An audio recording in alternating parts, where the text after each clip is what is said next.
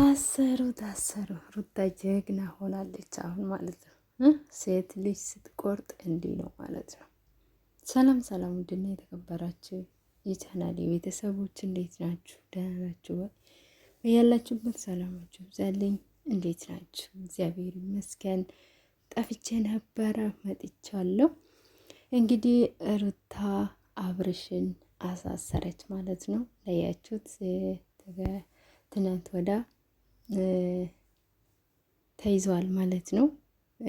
እንግዲህ እውነት ይገርማል ማለት ነው። ኤርሜላን ይዘው ጥጋብ ብሎት ነበረ ማለት ነው። ሰው በትዳሩ የሚያሾፍ ሰው ማለት ነው። እውነት ትዳርም አይሆንም፣ ለትዳርም አይሆንም እንደዚህ አይነት ሰው ማለት ነው። እና በጣም ነው የሚደብረው፣ በጣም ነው የሚያስጠላው። እውነት ለመናገር ሩታ ብዙ ነገር ነው የቻለችው፣ ብዙ ነገር ችላለች። ከእርግዝናዋ ከመጀመሪያ ጀምራ እስክትወልድ ድረስ ወልዳ እስክትነሳ ድረስ ብዙ ፈተና ነው ያሳለፈች፣ እውነት ለመናገር ማለት ነው። ቤተሰቦቿ ጋር ሄዳ ራሱ ማረፍ አልቻለችም። እየሄዱ ጓደኞቹ እየሄዱ የጨቀጨቀዋት፣ እሱም እየሄደ በቃ ሁልጊዜ ማለት ነው። በጣም ይደብራል። ግን እሷ የጨዋ ቤተሰብ ልጅ ናት ማለት ነው። ጨዋ ያሳደጋት ቤተሰቦቿ ግን አንድም ቀን ጓደኞቹ ምንም ሆኖ እሱንም አስከፍቶት ተናግረው አያውቁም ማለት ነው። ለምን? ለእሷ ስሉ፣ ለእሷ ክብር ስሉ እሷን አናስከፋትም በማለት የእሷ ቤተሰቦች ናቸው እንደዚህ ያደረጉት እንዳይባሉ እነሱ ከዚህ ሁሉ ድርጊት ተቆጠቡ ማለት ነው። ግን መናገር፣ መባረር፣ እንደዚህ እየመጣችሁ አትጨቅጭቋት ብሎ በር መዝጋት ምናምን እኮ አቅቷቸው አይደለም። ግን መጀመሪያም ሄዳ ይሄን ነገር የወደደችው እሷ ናት። አሁንም ጣልቃ አንገባም ብለው ዝም ብሎ እያያት ነበረ ማለት ነው። ግን አሁን መጨረሻ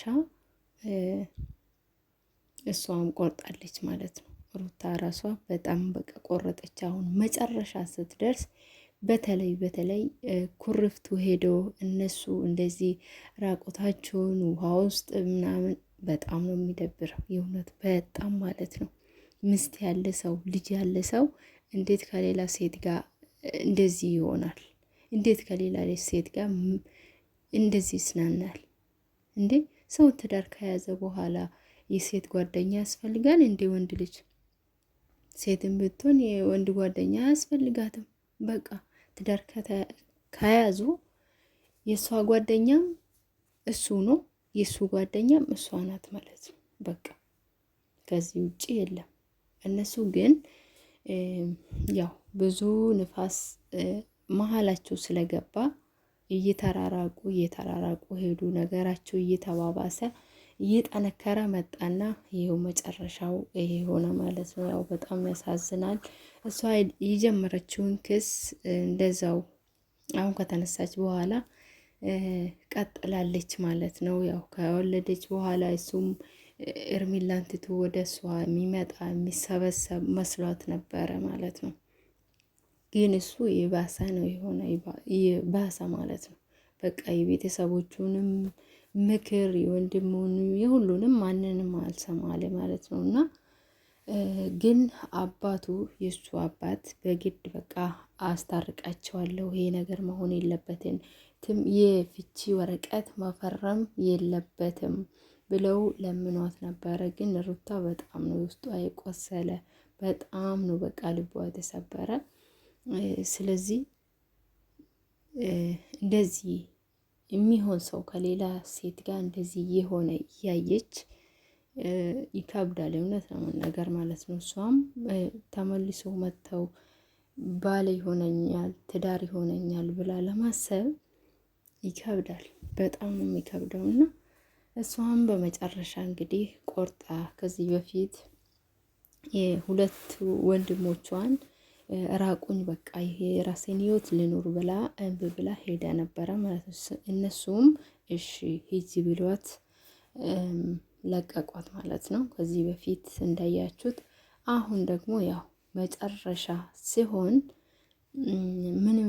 ምንም ቢሆን ያው የራሳችሁ ስጋ ጥሏችሁ አይጥልም አይደል እንዴ? ስትጎዱ ዝም ብሎ አያያቸውም፣ ያማቸዋል ትንሽም ቢሆን ማለት ነው። ስለዚህ አሁንም ሁለት ወንድሞቹ ተመልሰው መጥተው አብረው ይህን ወረቀት እንዲፈርሙ ብለምኑም እሱ ግን ትርፍ ነው ሲያወራ የነበረ። ያው መጨረሻ ከፈጣሪ በታች ሰው በምንድን ነው የሚገዛ? በህግ ነው ማለት ነው። በቃ በህግ ይታዘዛል። ከፈጣሪ በታች በህግ ነው የሚታዘዘውና ያው ፖሊሶቹ ሄደው ሲይዙት ምናምን አይታቸውታል። በጣም ነው የተርበተበተ፣ በጣም ነው የደነገጠ። በቃ እኔ እፈርማለሁ ወረቀቱን ስጭኝ እምቢ አላልኩም ምናምን አለው። ግን ያው ፖሊሶቹ ሁሉ ነገር ስለሚያውቁ የሱን ጥፋት ሁሉ ስለሚያውቁ ፍርድ ቤት መቅረብ አለብህ እዛ ሄደ መናገር ነው ያለብህ ብለው እዛ ነው ይዞት ሄዱት ማለት ነው። ያው ታስረዋል። ከታሰረ በኋላ ደግሞ የአብርሽ ወንድም ያው ኤፍሬም በጣም ሲንጨረጨር ነበረ፣ ሩታን ሲያስጠነቅቃት ነበረ ማለት ነው። ያው እሷ በሚገባት መንገድ ነው የሄደችው፣ ምንም ያጠፋችው ነገር የለም ማለት ነው። እጋ ጓደኞቹም ኤርሚለንም እውነት በጣም ይደብራል፣ በጣም ማለት ነው። በሰው ትዳር እንደዚህ መሆን በጣም ነው የሚደብረው። እንግዲህ መጨረሻቸው ፈጣሪ ያሳምር። እውነት ይደብራል ይላችኋለሁ። ላይክ፣ ሼር፣ ሰብስክራይብ አድርጉ ሁላችሁም። አመሰግናለሁ። እንግዲህ ሩታዬ በርቺ፣ ፈጣሪ ያጠንክርሽ፣ ልጅሽን እግዚአብሔር ያሳድግልሽ፣ እውነት በሞገሱ ጠብቆ ያሳድግልሽ፣ እመቤቴ ታሳድግልሽ፣ የታቀፍሽውን ልጅ እመቤቴ ታሳድግልሽ፣ ጠብቅልሽ እና ይህን ይመስላል። በሌላ ቪዲዮ እስክንገናኝ ደግሞ ደህና ሁኑ።